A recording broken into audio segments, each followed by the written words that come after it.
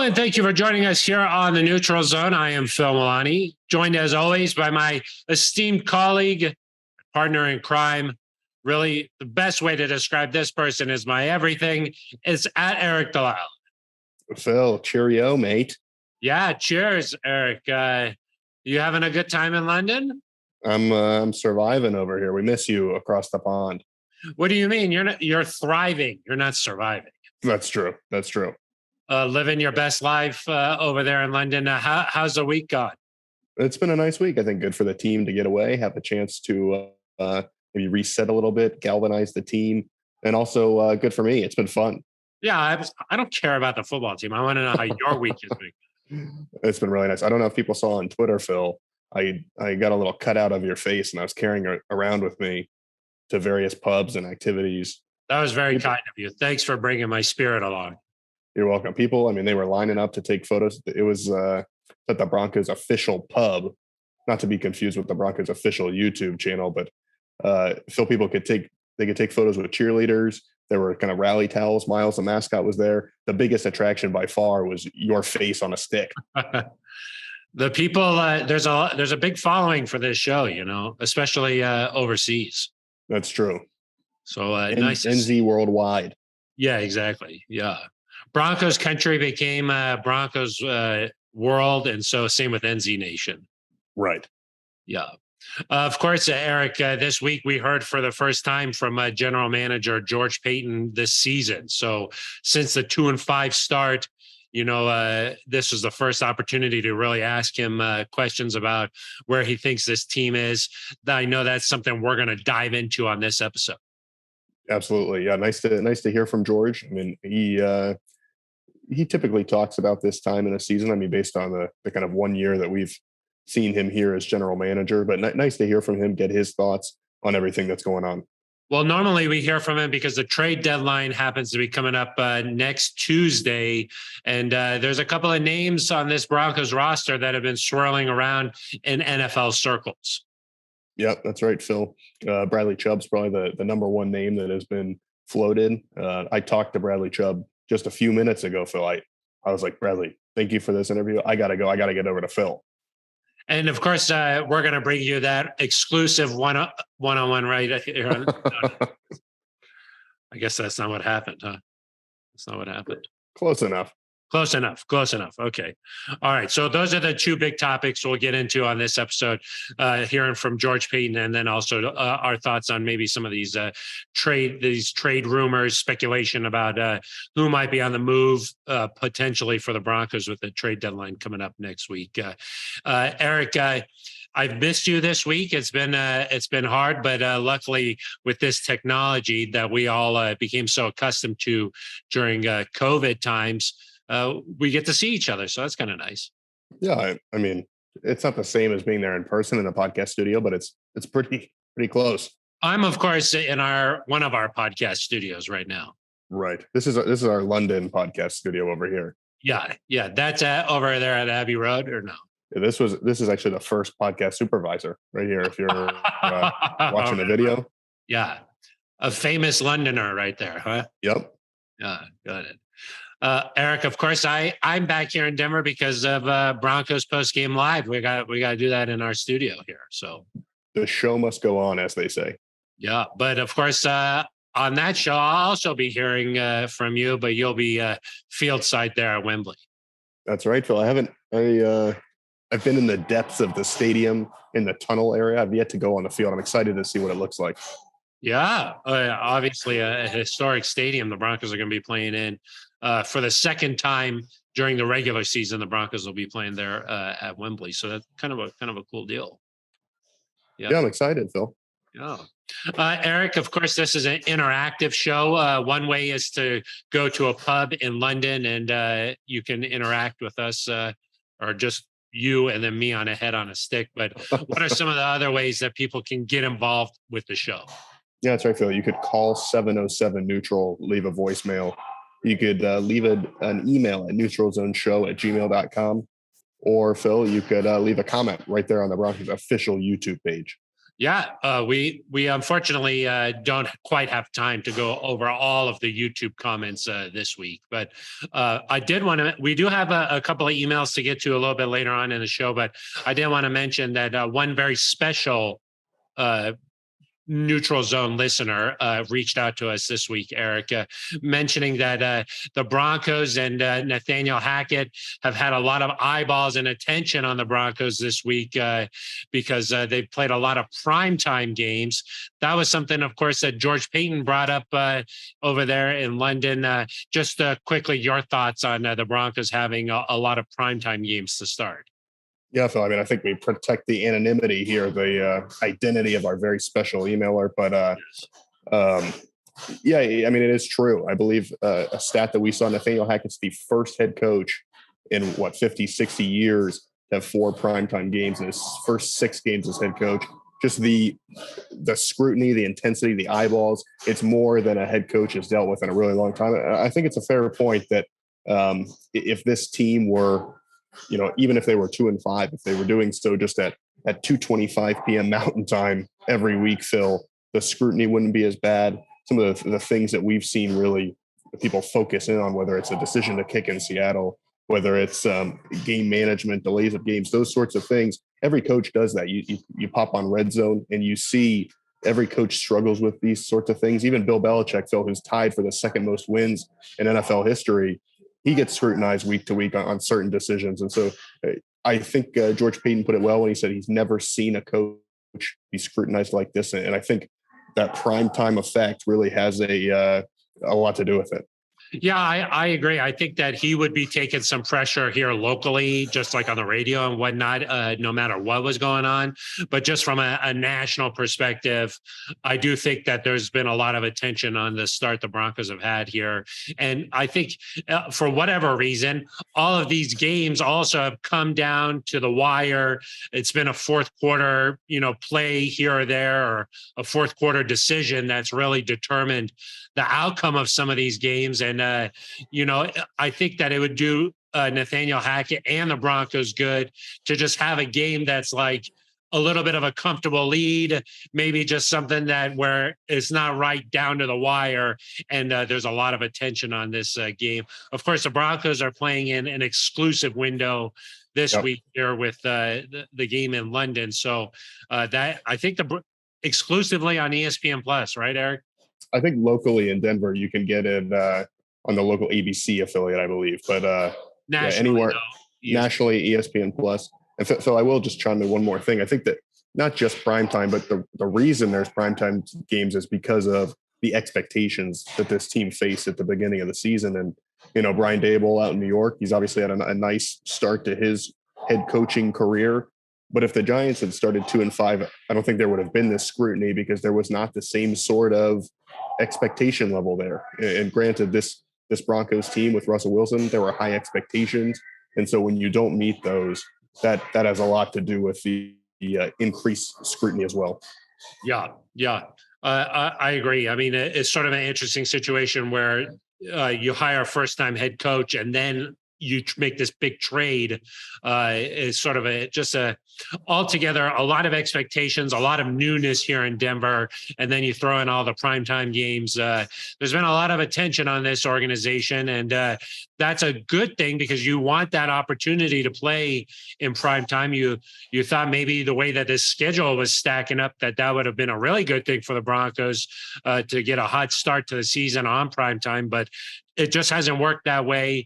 And there's been a lot of scrutiny. I think I heard Adam Schefter say this week on radio here that he's never seen a fan base really react to a head coach the beginning of his tenure the way that things have unfolded here with Nathaniel Hackett. So just wanted to mention that off the top because we did have one very special listener reach out to us. So this is an interactive show. This is what we're about here. So if you got something to say, reach out to us. We appreciate that. So Eric, with that, let's dive into our first topic here on this episode, and that's talking about George Paton's comments there in London, met the media for the first time this season. And of course, the general manager is going to back the head coach and the starting quarterback.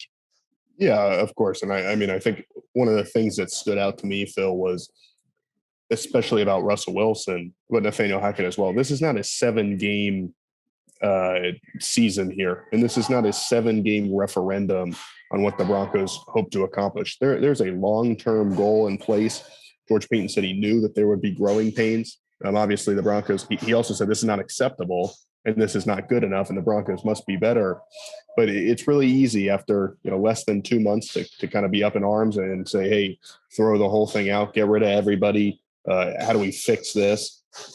But I also think that you've got to have kind of the courage to ride out what can be a tough stretch. And it seems like George Paton still firmly believes in the vision of his team. Like you said, he supported head coach Nathaniel Hackett. He supported Russell Wilson.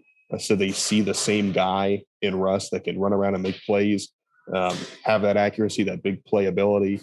And so I think there's a distinction here between where George Paton's at and where a lot of national media, local media are at, in that George is saying, hey, listen, we need to be better. 100% we need to be better. This cannot continue this way.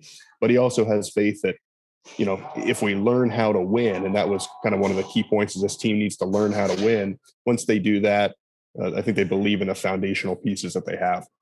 Yeah, and I mean, it makes sense for George to come out and really back these guys. I mean, of course, he's the one who hired Nathaniel Hackett. He saw something in Hackett that he thought could eventually become a good coach here. And so he's not going to overreact through 7 games. And then I thought that it was a good point about Russell Wilson, that he has seen the flashes. This is still the guy that they thought that they were trading for. They just need to see that consistency. And that's sort of something that Hackett has brought up several times this year. I wanted to highlight, I thought that this was a really strong statement from Paton. He said, obviously the results aren't there. It's not good enough at 2-5. We all need to be better, and it starts with me. I do believe in this football team. I do believe in the people in our building, our coaching staff. We can turn it around. It's only 7 games. We've been in every game, but that's not what it's about. It's about winning games. We need to learn how to win football games, and we haven't done that. And I mean, that's I think what you really want to hear from George Paton, is that, look, ultimately this has not been good enough. He was asked, though, later on, how do you learn how to win football games? Yeah, that's right. And there really is no easy answer, because you just have to do it.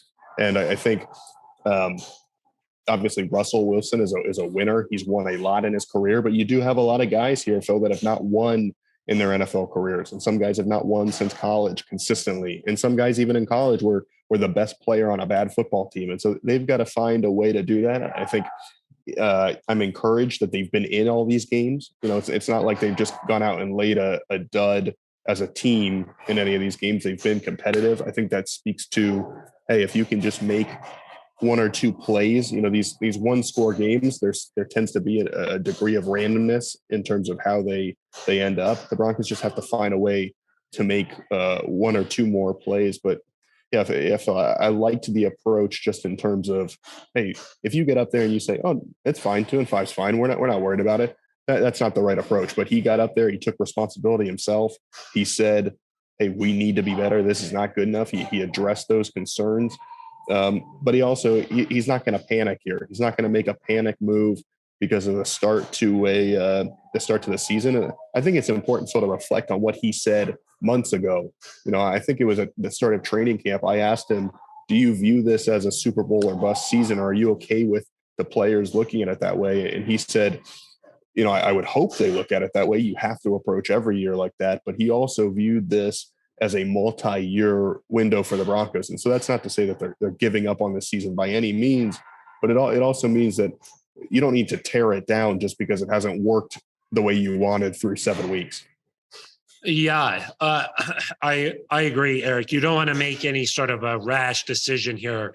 I do think that it was good that George Paton said, look, it starts with me, because ultimately the buck stops at the top. And he's the one who's made these decisions. He hired Nathaniel Hackett. He made the trade for Russell Wilson, and there's been a lot of spotlight on those 2 individuals in particular here. So I do think that it was good that George said, look, it starts with me. We all got to be better here. But the big thing, I think, that from George Paton's perspective is, does he see the potential there? of course, Nathaniel Hackett has not been outstanding these first 7 games. But if you think that there's this potential there where you're like, look, this guy is eventually going to get this and Right. he's going to be a good head coach, then you don't panic. You know what I mean? And I think that we have seen signs of play calling that has been good. You know, there's guys who have been schemed open. There's been some easy plays there to be made, but it just hasn't happened for a full 60 minutes in one of these games. You know, it's been, hey, that was a great first half, but in the third quarter, things just came off the tracks here. You know, so I do think that there has been some signs there. It's just about putting it together. And look, there's much more that goes into being the head coach than just play calling on Sundays, you know?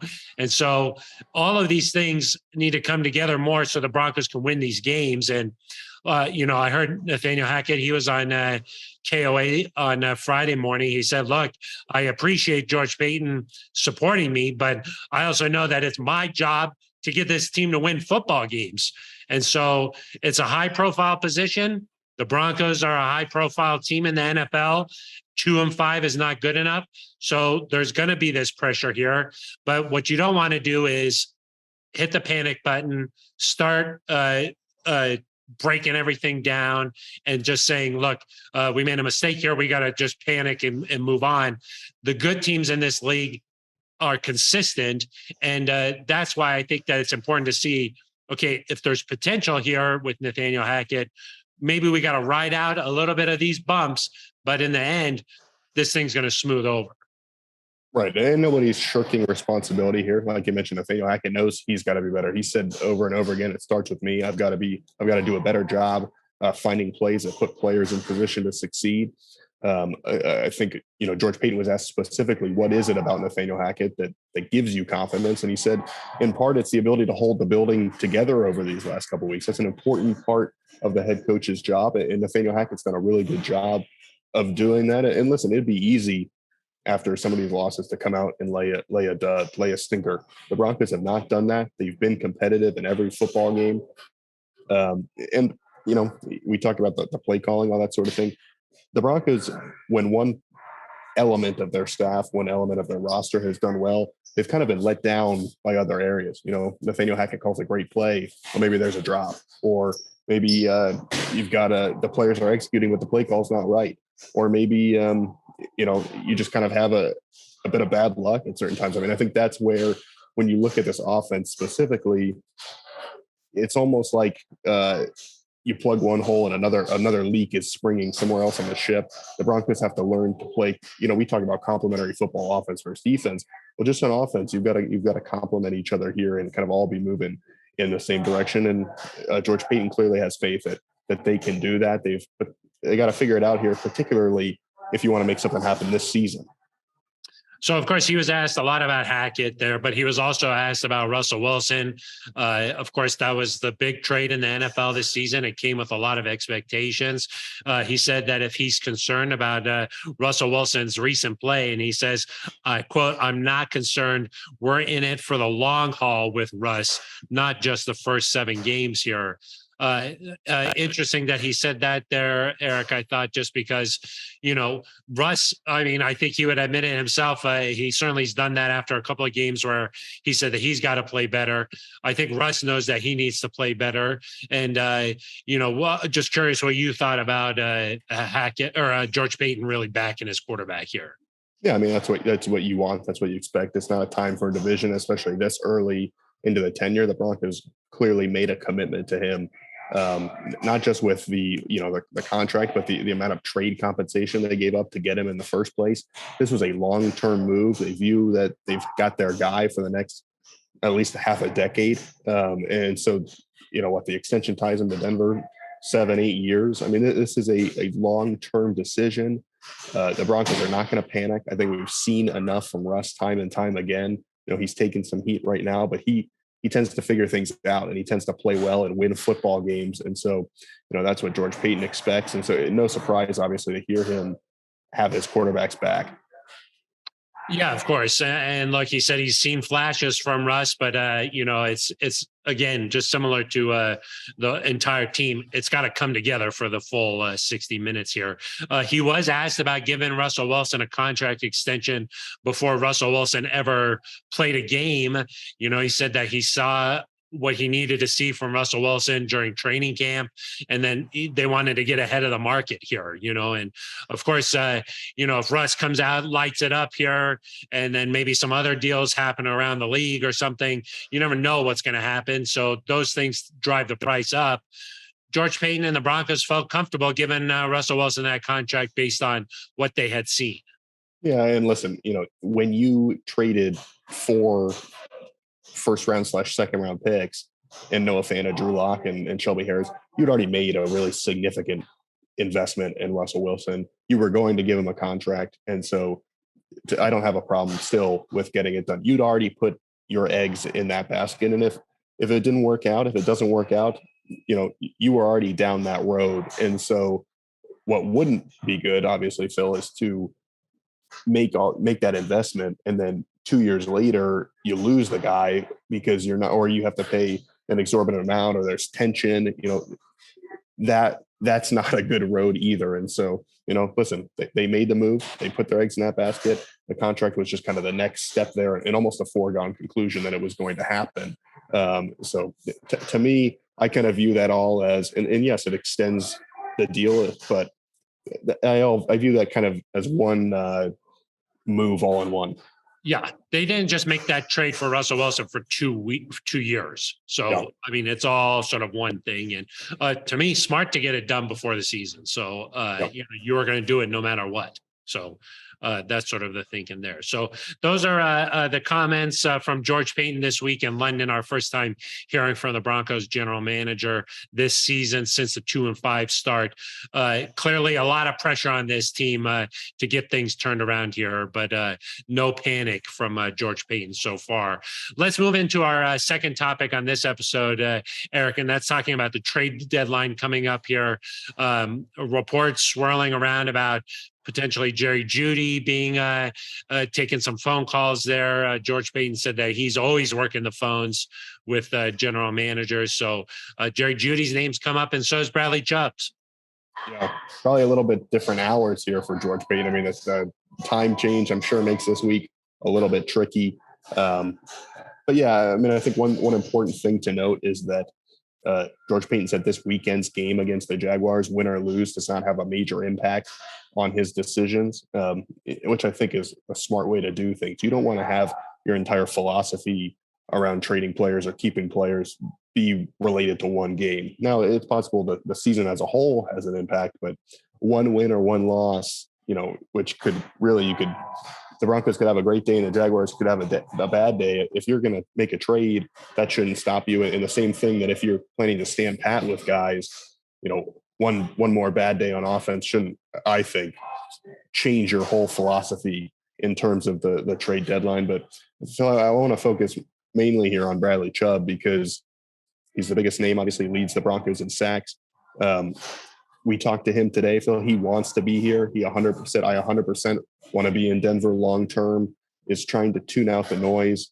Obviously a difficult situation for him and for George Paton.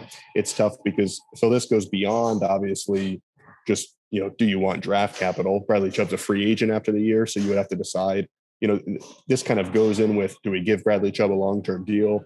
Do we franchise tag him? But, what is the long-term plan with Brad? Do we plan to let him walk in free agency? What is the long-term plan there? And so a decision that maybe you thought you had a little bit more time to make is maybe moved up now because of the trade deadline and where this team's at.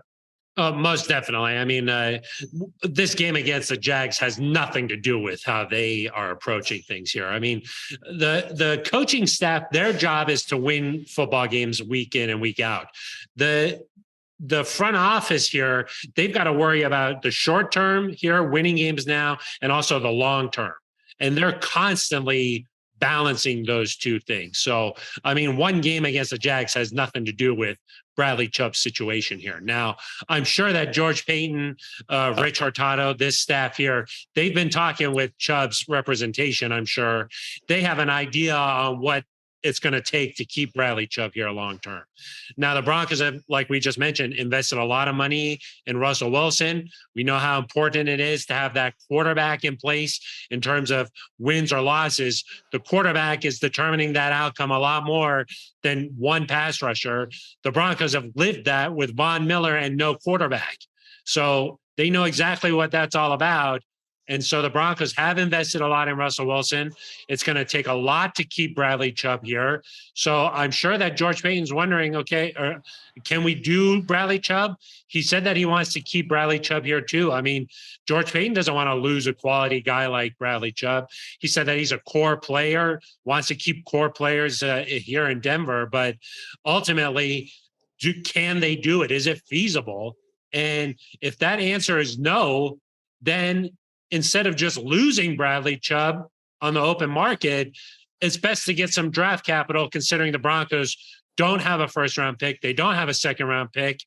I don't think they'll get that for Bradley Chubb, but at least they can start to acquire something in the future. Yeah, and George Paton said he's going to do what's best for the team, and that, you know, that might be a hard decision regarding Bradley. We'll have to see. You know, I personally, Phil, and this is independent of football, I'm a big Bradley Chubb fan. He is a great guy. I hope he's here. But, you know, it's a tough deal because, like you mentioned, you've got that contract. Pat Surtain's going to get paid at some point, Phil. You know, Baron Browning's obviously coming on really strong, injured right now, but he looks like a guy that you could depend on, an outside linebacker. There's so many factors here, you know, and I do think Chubb's a captain. He's a guy that was drafted here. George has said we want to draft and develop and retain our players. So do you want to send a message here that, hey, you do stuff like Bradley Chubb, you do it the right way, you're going to get rewarded. We're not going to trade you. Do they say, hey, we have Baron Browning and Randy Gregory when he's healthy? You know, maybe that's a surplus for us. We need picks, but also when you get draft picks, it doesn't mean they're going to pan out. George Paton has talked about them being darts, Phil, and so you get a third round pick or a third and a fourth or whatever it ends up being.